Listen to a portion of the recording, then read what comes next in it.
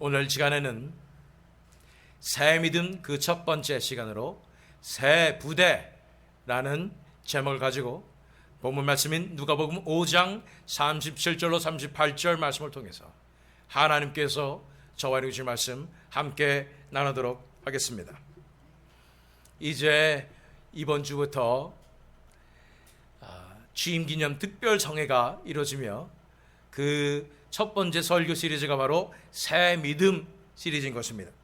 총 16부작으로 기획이 되어 있습니다. 오늘은 그 30에 해당하는 말씀인 것입니다.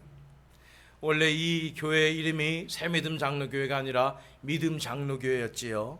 그래서 다른 교회와 통합되면서 새믿음 장로교회가 됐다는 것을 잘 알고 있습니다. 그런데 제가 기도하면서 하나님께서 마음을 주신 것을 느꼈습니다. 이 시대에 정말 필요한 것은 새 믿음이구나, 새 믿음이구나 라는 생각이 들었습니다. 새 복음은 없습니다. 그러나 이 시대에 만연한 이 쉬운 복음, 반쪽짜리 복음에 맞서는 정말 새로워진 복음이, 새로워진 믿음이 필요한 것입니다. 새 믿음은 전혀 다른 brand new faith, 전혀 새로운 그런 믿음이 아니라 renewed faith, 새로워진 믿음입니다.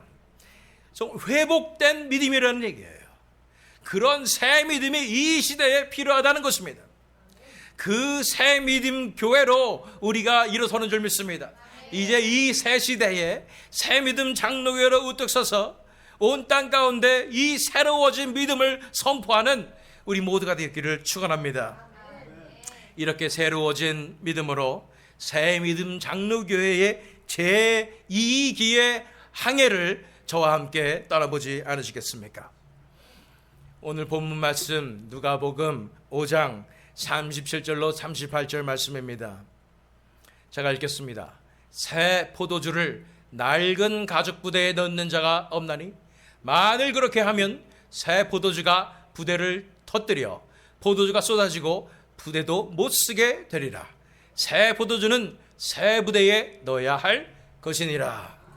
이 말씀을 예수님께서 왜 하셨는지를 보기 위해서 우리 그 전으로 가서 본 말씀 전에 29절로 30절부터 읽으면 우리가 조금 더 이해가 쉽습니다. 누가복음 5장 29절로 30절 말씀. 레위가 예수를 위하여 자기 집에서 큰 잔치를 하니 세리와 다른 사람이 많이 함께 앉아 있는지라 바리새인과 그들의 서기관들이 그 제자들을 비방하여 이르되 너희가 어찌하여 세리와 죄인과 함께 먹고 마시느냐. 레위, 마태입니다. 예수님의 제자가 되는 이 마태예요. 예수님을 위해서, 예수님이 부르셨으니까 예수님을 위해서 자기 집에서 큰 잔치를 하는데 세리 출신인 것입니다.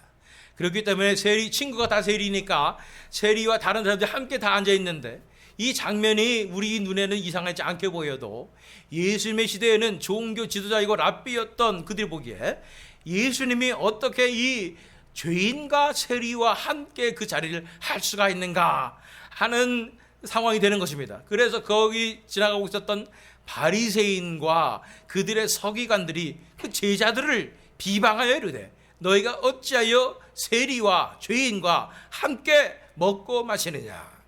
이게 우리 눈에는 왜 사람들이 저럴까 생각하지 몰라도 그들의 가진 신앙에는요 절대 이런 부정한 행위를 할 수가 없는 것입니다. 죄인과 세리들은요 상종해서도 안 되고 어떻게 같이 식사 자리를 함께 합니까? 그런데 예수님께서 랍비라는 분이 오셔가지고 죄인과 세리와 함께 식사를 했다는 거예요. 이거는 그 파격을 넘어서는 엄청난 그런 행동이었다는 것을 보게 되는 것입니다. 이 바리새인들과 서기관들이 그들 나름대로 신앙이 없었을까요? 그렇지 않았습니다. 그들은 열심히 섬기던 사람들이었습니다. 그래서 죄도 안 지려고 정결하고 거룩하게 살려고 엄청나게 노력하던 사람들인 것입니다. 나름대로 한가닥 하는 사람들인 거예요. 그런데 이들이 배척하는 게 누구냐? 바로 하나님의 아들이신 예수 그리스도를 배척하게 되는 거예요. 그들의 그 알량한 신앙을 가지고 하나님의 아들이신 예수님을 비판하게 됐다는 것입니다. 어떻게 된 일입니까? 진정한 믿음에서 벗어나서 굳어져 버린 율법적인 그런 믿음으로 그들이 신앙생활을 하고 있었다는 것을 나타내는 것입니다. 31절 32절 말씀 예수님께서 뭐라고 말씀하십니까? 예수께서 대답하여 이르시되 건강한 자에게는 의사가 쓸데없고 병든 자에게라야 쓸데있나니 내가 의인을 부르러 온 것이 아니요 죄인을 불러 회개시키러 왔노라. 율법주의적인 관점에 보면 의인들하고만 같이 놀아야 돼요. 그래 내가 의로워지고 정결해지고 내가 부정해지지 않죠. 그러나 부정한 사람들과 같이 있으면 내가 부정해지니까 그러면은 옳지 못하잖아요.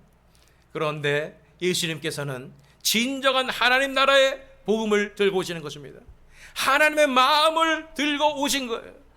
그래서 말씀하십니다. 건강한 자에게는 의사가 쓸데없고 병든 자에게나 쓸데있나니 내가 의인을 부르러 온 것이 아니요 죄인을 불러 회개시키러 왔노라. 이게 참 믿음이고 이것이 예수님께서 이제 나타내신 새 믿음입니다. 그 뒤에 33절로 35절 말씀 읽어보니까 그들이 예수께 말하되 요한의 제자는 이제 예수님이 그렇게 말씀하시니까 이제 자존심 상한 거죠. 나도 나름대로 신앙생활을 한다고 했는데 감히 이 젊은 랍비라는 사람이 나를 이렇게 공격해? 그러면서 이제 빈정이 상하니까 얘기하는 거예요. 그들이 예수께 말하되 요한의 제자는 자주 금식하며 기도하고 바리새인의 제자들도 또한 그리하되 당신의 제자들은 먹고 마시나이다. 예수께서 그들에게 이르시되 혼인집 손님들이 신랑과 함께 있을 때에 너희가 그 손님으로 금식하게 할 수 있느냐? 그러나 그날이 이르러 그들이 신랑을 빼앗기리니 그날에는 금식할 것이니라. 아니 그러면은 이 랍비요, 당신이 새 믿음을 가지고 있다면은 지금 최신 믿음이 누구예요? 세례 요한 아니에요? 세례 요한 제자들은요 보니까 자주 금식하고 기도하고 뭐 이러는데 당신 제자들은 그냥 먹고 말고 놀고 죄인과 세리랑 먹고 그냥 먹고 마시고 막 이러고 있는데 이게 무슨 신앙이에요? 내가 알기로는 이건 신앙이 아니에요. 방종이지. 이렇게 얘기하는 거예요. 이것에 대해서 예수님께서 말씀하시는 것이 36절에 있습니다. 또 비유하여 이르시되 새 옷에서 한 조각을 찢어 낡은 옷에 붙이는 자가 없나니 만일 그렇게 하면 새 옷을 찢을 뿐이요 또 새 옷에서 찢은 조각이 낡은 것에 어울리지 아니하리라. 문제는 너의 헌옷이다 라고 말씀하는 거예요. 복음이 문제가 아니라는 거예요. 진정한 믿음이 문제가 아니라 너의 낡은 신앙의 문제라고 얘기하는 거예요. 처음에는 하나님을 경외하고 하나님 앞에 두렵고 떨림으로 나가서 거룩하고 정결한 삶을 살아야지 했던 것이 점점 이게 시간이 지나면서 낡아지니까 굳어지는 거예요. 그러니까 생명력이 떨어지는 것이죠. 그러다 보니까 이제 이 새 옷을 헌옷에 보면 그때 당시에는 이 옷이 굳어지면 더 이상 신축성이 없으니까 새 옷은 당기니까 찢어져 버린다는 거예요. 그러면서 본문 말씀인 37절로 들어갑니다. 새 포도주를 낡은 가죽 부대에 넣는 자가 없나니 만일 그렇게 하면 새 포도주가 부대를 터뜨려 포도주가 쏟아지고 부대도 못 쓰게 되리라. 또 그러면서 한 가지 더 예를 들어주신 것이 포도주 가죽 부대에 대한 것입니다. 이 가죽 부대가 오래되면요 또 굳어지는 거예요. 신축성이 또 떨어지게 되는 거예요. 그런데 새 포도주를 담그면 이제 발효되니까 점점점 이 팽창하게 되니까 결국은 터뜨려져 버린다는 것입니다. 그래서 38절 말씀에 새 포도주는 새 부대에 넣어야 할 것이니라 말씀하시는 것입니다. 어떻게 해서든 왜 이 헌옷과 이 헌 부대가 문제일까요? 굳어진 게 문제입니다. 생명력이 없는 게 문제인 것입니다. 하나님의 나라는 언제든지 생명력이 넘치며 역동적으로 활동하게 되는 것입니다. 굳어져서 내가 가만히 복지부동하고 있는 것은 진정한 신앙이 아니라는 거예요. 항상 살아 역사하시는 예수 그리스도의 놀라운 생명력이 흘러 넘칠 수 있는 그것을 담을 수 있는 믿음으로 나가야 된다고 말씀하시는 것입니다. 자, 갈라디아서로 가겠습니다. 갈라디아서 1장 6절에서 8절 말씀. 그리스도의 은혜로 너희를 부르신 이를 이같이 속히 떠나 다른 복음을 따르는 것을 내가 이상하게 여기노라. 다른 복음은 없나니 다만 어떤 사람들이 너희를 교란하여 그리스도의 복음을 변하게 하려 함이라. 그러나 우리나 혹은 하늘로부터 온 천사라도 우리가 너희에게 전한 복음 외에 다른 복음을 전하면 저주를 받을지어다. 새 믿음은 다른 복음이 아닙니다. 오히려 오리지널한 옛 복음으로 돌아가는 것이 새 믿음입니다. 그 말은 뭐냐면 지금 이 현대 교회에서 전해지는 복음이 어느새 굳어져 버렸어요. 그래서 더 이상 신축성이 없어요. 율법주의로 빠지게 되고 쉬운 복음, 반쪽짜리 복음으로 더 이상 생명력이 없는 복음이라는 거예요. 우리도 신앙생활 하지만 어느 순간 우리는 매너리즘에 빠지고 어느 순간 내 안에 생명력이 그 처음에 첫사랑의 그 뜨거움, 처음 하나님 만났을 때, 예수 만났을 때 그 감격이 흐트러지고 어느새 나도 모르게 그저 왔다 갔다 하며 신앙생활 하고 있지는 않았는지. 우리에게 필요한 것은 새로워진 renewed faith입니다. 새로워진 믿음인 것입니다. 다시 한번 일어서는 것입니다. 다시 한번 뜨겁게 불타오르는 것입니다. 우리가 100km로 달려오는 트럭에 부딪혀가지고 멀쩡한 사람 아무도 없을 것입니다. 복음에는 엄청난 능력이 있습니다. 그 복음의 능력을 가지고 그 맞닥뜨렸는데도 불구하고 내가 아무렇지도 않으면 내가 복음을 만난 것입니까? 하나님의 복음의 놀라운 말씀은 너무나 뜨겁습니다. 날마다 뜨겁습니다. 날마다 타오르는 것입니다. 날마다 열정이 타오르게 되는 것입니다. 이 복음의 능력을 날마다 만나서 새로워지고 날마다 회개하며 나가야 되는 줄 믿습니다. 이런 새 믿음이 우리 안에 다시 한번 회복되어야 되는 줄로 믿습니다. 이 믿음은 다른 믿음이 아니에요. 다른 새로운 복음이 아니에요. 결국은 옛날 복음입니다. 그 옛날의 그 복음으로 돌아가야 되는 거예요.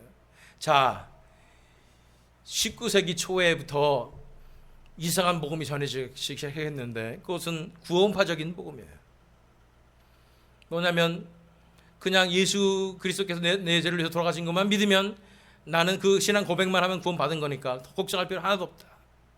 이런 복음은요, 원래 성경에서도 뒷받침이 안 되고 교회 전통에서도 뒷받침이 안 됩니다. 그냥 쉽게 믿음으로 고백하면 다 구원받는다. 이런 이상한 교리가 전 세계에 유행하더니 전 세계의 그런 쉬운 복음, 반쪽짜리 복음으로 기독교가 물들고 말았습니다. 우리에게 필요한 것은 정통의 진정한 복음이에요. 우리 믿음의 선조들이 믿던 그 믿음인 것입니다. 자, 갈라디아서 3장 1절로 3절 말씀. 어리석도다 갈라디아 사람들아, 예수 그리스도께서 십자가에 못 박히신 것이 너희 눈앞에 밝게 보이거늘 누가 너희를 꾀더냐? 내가 너희에게서 다만 이것을 알려 하노니 너희가 성령을 받은 것이 율법의 행위로냐 혹은 듣고 믿음으로냐? 너희가 이같이 어리석으냐? 성령으로 시작하였다가 이제는 육체로 마치겠느냐? 우리가 돌아가야 할 믿음은 우리 믿음의 선조들의 믿음입니다. 그들은 예수 그리스도의 이름을 위하여 목숨도 아까이 여기지 않고 모든 것을 드리는 믿음이었습니다. 우리 한국교회에 놀라운 믿음의 신앙의 유산이 있습니다. 신사 참배 그 유혹과 위협 속에서도 정말로 목숨 바쳐서 지켜낸 믿음이 한국 초기 장로교의 신앙입니다. 그 믿음이 진짜 믿음입니다. 그 옛 믿음으로 우리는 돌아가야 합니다. 우리 믿음의 선조들이 주었던 그 신앙의 유산으로 우리는 돌아가야 하는 줄 믿습니다. 새 믿음은 그래서 아주 오래된 믿음입니다. 창세기 26장 18절 말씀 읽겠습니다. 그 아버지 아브라함 때 봤던 우물들을 다시 봤으니 이는 아브라함이 죽은 후에 블레셋 사람이 그 우물들을 메웠습니다. 이삭이 그 우물들의 이름을 그의 아버지가 부르던 이름으로 불렀더라. 이삭의 시대에 물이 없었어요. 왜 그랬냐면 아브라함이 봤던 그 우물들을 블레셋 사람들이 다 메꿔버린 거예요. 더 이상 우물이 없었던 거예요. 어떡합니까? 새로 우물을 파면 되잖아요. 불가능할 정도로 안 되는 거예요. 어떻게 됩니까? 새로운 우물 계속 파야 됩니까? 아니에요. 간단합니다. 원수가 막아놓은 그 우물을 다시 헤쳐서 옛 우물을 파면 되는 겁니다.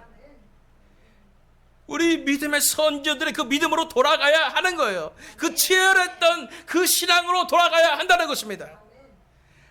아브라함 때 봤던 그 우물들을 다시 파야 하는 것입니다. 우리의 원수들은요, 이 믿음이 너무나 강력하니까 이 믿음으로 교회들이 일어서면은 이 사탄의 왕국 다 무너질 것 같으니까 자꾸만 거기에다 불순물로 채워놓고 덮어버리는 거예요. 이 옛 믿음의 이 우물들을 덮어버리는 거예요. 우리는 무엇을 해야 됩니까? 이삭이 아버지 아브라함이 봤던 그 우물로 다시 돌아가서 그것을 다시 파내야 되는 것입니다. 그럴 때 그 옷에 생명수가 넘치는 것입니다. 거기에 진리가 있는 것입니다. 우리는 장로교단입니다. 개혁주의 신앙을 가지고 있습니다. 칼빈의 신앙으로 돌아가야 됩니다. 청교도의 신앙으로 돌아가야 됩니다. 그들이 믿었던 그 믿음의 유산으로 돌아가야 되는 것입니다. 어디서 정말로 우리 장로교 입장에서는 듣도 보도 못했던 그러한 믿음, 이런 것으로 흔들려 가지고 이 진정한 복음이 흔들려 버리는 이 세대 가운데 다시 우리는 믿음의 선조들의 믿음으로 돌아가야 합니다. 우리가 떠났기 때문에 다시 renewed faith, 그것이 바로 새 믿음이라는 거예요. 예레미야 6장 16절 말씀 읽겠습니다. 여호와께서 이와 같이 말씀하시되 너희는 길에 서서 보며 옛적 길, 곧 선한 길이 어디인지 알아보고 그리로 가라. 너희 심령이 평안을 얻으리라, 평강을 얻으리라 하나. 그들이 대답이 우리는 그리로 가지 않겠노라 하였으며, 옛적 길, 선한 길로 가야 합니다. 복음의 왕도는 없습니다. 그 누구도 쉽게 천국 갈 수는 없어요. 그 누구도 쉽게 믿음의 길로 걸어갈 수 없습니다. 예수님 말씀하셨잖아요. 좁은 길로 가라. 멸망으로 인다는 것은 그 길이 넓고 그 길 찾는 자가 많다고 말씀하시는 거예요. 믿음의 선조들은 다 좁은 길 걸었습니다. 십자가의 길 걸은 거예요. 예수님께서도 십자가의 길 걸으셨어요. 예수님의 제자들도 다 순교의 길, 십자가의 길 걸었습니다. 좁은 길 다 걸었어요. 초대교회 성도들도 그런 길 걸었습니다. 복음에는 왕도가 없어요. 그 길로 가야 구원받아요. 그게 진짜 믿음인 것입니다. 그런데 자꾸만 이 잘못된 반쪽짜리 복음이 어디서 나왔느냐? 너무 힘들 것 같은 거야. 내가 내 것 가진 거 다 포기하고 내 목숨도 다 내려놓고 예수님 따라가는 그거 가면 내가 핍박당하고 내가 고난당하는데 난 그거 너무 싫다는 거야. 그럼 어떻게 하면 내가 믿음 생활 좀 쉽게 할 수 있을까 생각해서 나온 게 그런 반쪽짜리 복음인 거예요. 이 원술이 덮어가지고 진짜 복음이 흔들리는 이 시대 가운데 우리는 어떻게 됩니까? 옛 우물을 파야 합니다. 다시. 그래서 하나님께서 놀라운 은혜로서 옛 선조들의 이 라이팅이 이 책들이 다 지금까지 전해내려고 있어요. 공부만 하면 다시 다 돼요. 다 보입니다. 무엇이 진짜 신앙인지 다 알 수가 있어요. 청교도들이 그렇게 다 적어놨어요. 그 길로 가면 되는 거예요. 옛적 길, 곧 선한 길이 어디인지 알아보고 그 길로 가라는 거예요. 그럼 거기에 생명이 있습니다. 좁은 길에만 생명이 있습니다. 십자가의 길에만 생명이 있는 것입니다. 골로새서 1장 26절로 27절 말씀 읽겠습니다. 이 비밀은 만세와 만대로부터 감추어졌던 것인데 이제는 그의 성도들에게 나타났고 하나님이 그들로 하여금 이 비밀의 영광이 이방인 가운데 얼마나 풍성한지를 알게 하려 하심이라. 이 비밀은 너희 안에 계신 그리스도시니 곧 영광의 소망이니라. 아멘. 비밀은 예수 그리스도십니다. 예수님이세요. 예수님이 복음이요, 예수님이 말씀이요, 예수님만을 믿는 것입니다. 그럼 이 복음은 무엇입니까? 진짜 복음은 무엇입니까? 다들 예수님 믿는다고 하고 뭘 믿습니까? 반쪽짜리 복음은 예수님이 나를 위해서 돌아가셔서 제가 용서된 것을 믿는 것에 국한합니다. 진짜 복음은요, 예수님 그분을 진짜 신뢰하고 믿는 것입니다. 예수님만이 전부가 되는 거예요. 예수님을 위해서 내 인생을 다 드리는 거예요. 내 인생은 나에 관한 인생이 아니요 예수님에 관한 인생으로 나아가는 것입니다. 이게 진짜 믿음이에요. 갈라디아서 2장 20절 말씀이 앞으로는 이 말씀 굉장히 많이 읽으실 믿습니다. 이것이 복음의 진수이고 이것이 새 믿음 장로교회의 새 믿음의 놀란 옛 믿음이죠. 한마디로 옛 믿음의 정의입니다. 제가 읽겠습니다. 내가 그리스도와 함께 십자가에 못 박혔나니 그런즉 이제는 내가 사는 것이 아니요 오직 내 안에 그리스도께서 사시는 것이라. 이제 내가 육체 가운데 사는 것은 나를 사랑하사 나를 위하여 자기 자신을 버리신 하나님의 아들을 믿는 믿음 안에서 사는 것이라. 아멘. 내가 아닌 예수 그리스도께서 사시는 것이 진짜 믿음입니다. 아멘. 내가 사는 것과 예수 그리스도께서 사신 것이 어떻게 다릅니까? 내가 사는 거는요 내가 내 인생을 책임지고 내가 열심히 내 나름대로 살아가는 거 결정도 내가 내리는 게 내가 사는 인생입니다. 예수님께서 내 안에 사시는 것은요 모든 결정권이 누구에게 있습니까? 예수님께 있는 거죠. 내 삶의 모든 순간에 예수님께서 살아주시는 거예요. 예수님께서 사시는 거예요. 한마디로 나는 어떻게 됐다고요? 내가 그리스도와 함께 십자가에 못 박혔나니 그런즉 이제는 내가 사는 것이 아니요 오직 내 안에 그리스도께서 사시는 것이라. 아멘. 이게 진짜 믿음입니다. 이거는 정말로 믿음을 요구합니다. 왜냐하면 내가 죽어야 하니까, 내가 십자가에 못 박혀야 하니까. 그건 쉽지 않아요. 누구든지 죽음의 길을 가는 것은 쉽지 않습니다. 두려움이 다 있습니다. 한마디로 어느 정도의 믿음이냐. 만약 여러분들이 언덕 위에 올라갔는데 뒤에서는 들짐승이 막 곰이 쫓아오고 있어요. 그리고 막다른 절벽 아래 보니까 절벽이 1000길 낭떠러지가 있는데 뒤에서는 곰이 잡아먹으려고 달려오는데 어떻게 해야 될까? 그때 갑자기 여러분에게 하나님께 기도하는 거죠. 하나님 살려주세요. 저 좀 살려주세요. 그때 갑자기 음성이 들려오는 거죠. 걱정 말아라. 나를 믿고 절벽에서 뛰어내려라. 이런 음성이 들려온다는 거 아십시오. 여러분들은 어떻게 하시겠습니까?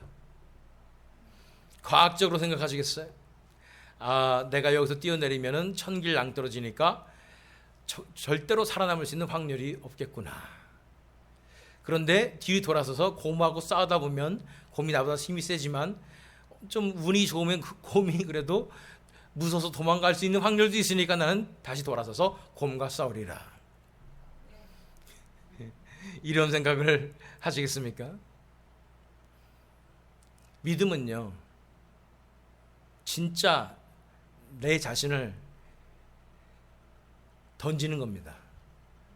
예수님을 믿어서, 예수님께서 살려주실 것을 믿어서 낭떠러지에서 살려주세요 예수님 하고 내 인생과 내 목숨과 모든 것을 던지는 거예요. 어떤 일이 벌어질까요? 예수님께서 딱 나타나셔서 저를 안아주실까요? 공중에서 딱 안아주실까요? 우리는 모르죠.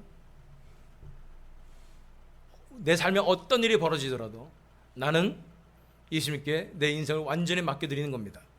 던지는 거예요. 내 자신을 완전히 던지는 거예요. 예수님 앞에. 그게 믿음입니다. 믿음이라는 게 그냥 예수님께서 날 돌아가셨으니까 난 구원받았어 라는 그런 믿음이 아니에요. 성경에 나온 믿음은, 원은 성경에 보면 믿음은 trust and obey라고 얘기합니다. 신뢰하고 순종하는 거예요. 내 삶이 이제 예수님에 관한 것이 되는 것입니다. 예수님이 내 삶의 주인이 되시는 거예요. 그분을 신뢰해서 내 인생을 다 내어드리는 거예요. 제가 전에도 말씀드린 적이 있는 것 같아요. 제가 사실은 성악가가 되기 위해서 정말 열심히 노력했던 사람으로서 내가 내 삶 가운데 정말로 노래하는 것만은 정말 자신이 있었는데, 근데 하나님께서 내 노래도 하나님께서 주관하시리라 그러면서 맡겨드리는 거예요. 근데 포기하는 거예요. 하나님을 신뢰하는 것입니다. 내 자신의 것을 포기하는 것입니다. 목숨을 거는 것입니다. 올인하는 것입니다. 그게 믿음이에요. 그게 신뢰하는 것이고, 그래서 그분께서 원하시는 대로 내가 살아내는 게 진짜 믿음이라는 거예요. 믿음을 여러분들이 그 성경에 나온 모든 믿음을 그렇게 대입을 해보면요, 성경의 모든 말씀들이 다 이해가 가요. 아, 그래서 믿음으로 구원받는다고 하는구나. 그런데요, 믿음을 예수님께서 내 죄를 위해서 돌아가신 것을 믿는 것, 그래서 내 죄가 용서된 것을 믿는 것, 요것으로 한정을 하면은 성경의 많은 구절들이 이해가 안 가요. 왜 그럴까요? 끼워 맞춘 거니까. 믿음의 선조들은 진정한 믿음으로 나갔습니다. 옛 믿음으로 나갔던 거예요. 십자가의 믿음입니다. 나를 온전히 내어드리는 그 믿음으로 나간 거예요. 그런 믿음으로 나갈 때 이제 내 인생은 내가 책임지는 게 아니고 예수님께서 책임져 주시는 삶으로 나가기 시작하는 것입니다. 얼마나 놀라운 인생인지 몰라요. 내 삶 가운데 날마다 기적이 일어납니다. 내 삶 가운데 날마다 놀라운 역사들이 일어나기 시작하는 것입니다. 내 삶 가운데 나는 평탄하게 살았고, 나는 안정적으로 살았고, 내가 스스로 내 인생을 잘 영위하기 위해서 얼마나 열심히 노력했던가. 이런 인생을 사는 것은 진정한 크리스천의 삶이 아니죠. 왜냐하면 내가 사는 거니까. 그런데 내 인생을 송두리째로 예수님께 내어드릴 때 이제 예수님께서 이끄시는 그 삶으로 나가게 되는 거예요. 그게 항상 아름다울까요? 그렇지 않아요. 내가 싫어하는 거, 내가 무서워하는 거, 이런 걸로 막 짓궂으신지 예수님은 그런 걸로 막 이끄실 때가 있어요. 왜? 내가 준비되어야 되니까. 근데 그거 무서워서 나는 예수님 따라가니까 나 못하겠어요. 나는 또 그냥 내가 인생 이렇게 튀지 않고 그냥 조용히 살아갈래. 그것은 참 믿음이 아니라고 말씀하시는 거예요. 진짜 믿음의 삶을 사는 사람들은 어떤 모습이냐? 엄청난 폭풍우가 있는데 그림을 한번 상상해 보세요. 폭풍우가 막 치고 있는데 조그만 배에 사람들이 타고 있는데 완전히 이게 파도 타기 같이 막 난리가 난 거, 두 손을 들고 막 난리가 난 거예요. 이제 뒤집히기 직전까지 막 가는 그래서 겉에서 보기에는 다들 이제 죽기 직전에 위험한 상황에 있는 것입니다. 이 엄청난 폭풍우 가운데 겉으로 보긴 그렇다는 거예요. 진짜 신앙의 삶은. 그런데 그 안에서 보면 어떤지 아세요? 진짜 신앙인의 삶은. 그런데 그 배를 조종하시는 분이 바로 예수님이세요. 그 안에서 예수님께서 인도하시는 그 삶을 살아가는 사람들, 겉으로 보기에는 막 편지풍파가 막 폭풍과 막 일어나는데 그들은 그 안에서 뭐 하고 있냐면 놀이동산처럼 호레이 이러면서 기뻐서 날뛰고 있는 거예요. 폭풍과 다가와도 안전한 거예요. 왜? 내 선장님이 예수님이시니까. 그래서 즐기고 있는 거예요. 이 폭풍의 삶을 파도 타기 하듯이 즐기면서 소리 지르고 기뻐하고 있는 거예요. 이게 진짜 크리스천의 삶입니다. 겉으로 보기에 편한 삶이 아니라 내 삶의 어떤 방향으로 예수님께서 인도하시더라도 그 안에서 진짜 천국의 평안을 누리는 것이 진짜 믿음입니다. 이것이 날 것 그대로의 믿음입니다. 이것이 믿음의 선조들이 살았던 바로 그 믿음입니다. 이것은 놀라운 삶입니다. 내 안에 그 어떤 고난이 다가오고 아픔이 다가와도 난 그 안에서 천국의 기쁨을 누리는 그런 삶인 것입니다. 왜 고난이 다가오나? 한마디로 말씀드릴게요. 내 삶에 왜 고난이 있는가? 죄송한 말씀이지만 내가 요 꼬락선이기 때문에 어떻게 해서든 나 변화시켜서 천국으로 데려가시려고 예수님이 나를 고난을 통해서 훈련시켜 주셔야 되는 거예요. 욥기에 나오지 않습니까? 나의 가는 길을 그가 아시나니 나를 단련하신 이후에 내가 정금과 같이 되어 나오리라. 그 과정 겪는 것뿐이에요. 그가 무서워가지고 나 예수님한테 맡기면 내 인생 너무 나 망하는 것 같아. 아니에요. 위험한 상황이 아니라 아주 스릴 넘치는 삶입니다. 날마다 기적이 막 내 안에서 샘솟는 거예요. 가만히 내가 사는 삶 살면 기적이 있을 수가 없죠. 내 계산대로 그냥 딱딱 되어지면 되는 거니까. 그런데 예수님께 맡기는 삶을 살면 날마다 기적이에요. 날마다 예수님을 경험하게 됩니다. 놀란 삶이 내 안에 펼쳐지게 되는 것입니다. 이것이 진짜 믿음입니다. 이 새 믿음으로 우리가 일어서길 원합니다. 정말 옛 선조들이 다 살아냈어요. 그래서 다 증명되어 있어요. 그들의 삶을 보면 다 증명되어 있어요. 이게 진짜 믿음이고 이게 진짜 천국 가는 믿음입니다. 이 믿음으로 우리가 나가야 될 줄로 믿습니다. 압니다. 쉽지는 않죠. 지금까지 내 인생 붙잡고 살아오느라 나는 정말 망할까봐, 떨어질까봐 이러면서 아등바등 살았던 내 삶, 그거 예수님께서 잘 아십니다. 그러나 예수님께서 말씀하시는 거예요. 그동안 이렇게 사느라 많이 힘들었지. 이제 네 인생 나한테 맡겨라. 수고하고 무거운 짐진 자들아, 다 내게로 오라. 내가 너희를 쉬게 하리라. 이제 쉬지 않으련, 그 무거운 인생 짐 나에게 주지 않으련, 내가 내 인생 책임지고 천국으로 인도해 줄게. 예수님을 믿으십니까? 예수님께서 여러분 한 분 한 분을 다 사랑하시는 거 믿으십니까? 여러분 향한 퍼펙트한, 정말 완전한 계획을 다 갖고 계신 것을 믿으십니까? 그분께 이제 맡기십시오. 그분을 신뢰하십시오. 반드시 그분은 여러분들을 영광의 길로, 천국으로 인도하실 것입니다. 그분께 맡기고 여러분들은 뭐 하면 된다고요? 쉬면 됩니다. 내 인생의 주인이 내가 아닌데요, 예수님께 책임져 주시는데, 예수님이 만왕의 왕이시요 온 천하를 만드신 바로 그 창조주 하나님이시고, 예수님이 나의 모든 것을 다 아시는 분이신데 뭐가 걱정이에요? 어떤 환난과 고난이 다가오더라도, 문제가 있더라도, 주님, 저는 예수님만을 신뢰합니다. 말씀만 하옵소서, 내가 순종하겠나이다. 이런 삶으로 나갈 때, 이런 사람의 삶에서는 놀란 능력이 나타나는 것입니다. 주변 사람들이 다 보게 될 것이에요. 내 삶이 변할 뿐 아니라 이 놀란 능력으로서 이 세상을 변화시키는 놀란 역사가 우리 땅 가운데 일어나게 될 줄로 믿습니다. 자, 새 믿음이 무엇인가 살펴보았습니다. 새 믿음은 결국은 새 믿음이 아니다. 완전 새로운 믿음이 아니에요. 우리가 원래 가졌을 믿음에서 떠나 있기 때문에 옛 믿음으로 돌아가는 것이 새 믿음입니다. Renewed faith입니다. 다시 새롭게 된 믿음이에요. 기억나십니까, 여러분들? 정말 예수를 처음 만났을 때 그 뜨거운 마음 기억하십니까? 다시 그 뜨거움으로 돌아가는 것입니다. 다시 새로워지는 것입니다. 그 믿음으로 돌아와서 믿음이 선조들의 걸었던 그 모든 그 길을, 그 좁은 길, 십자가의 길을 나도 넉넉히 걸어내는 거예요. 내 힘으로? 아니요. 예수님께서 내 안에 사시니까, 예수님께서 인도하시는 그 삶으로 나아가는 겁니다. 그럴 때 예수님께서 주신 놀란 평안과 기쁨뿐 아니라 놀란 능력이 나타나며 정말로 익사이팅하고 스릴 넘치고 기적인 많은 그 삶으로 우리가 나가게 될 줄로 믿습니다.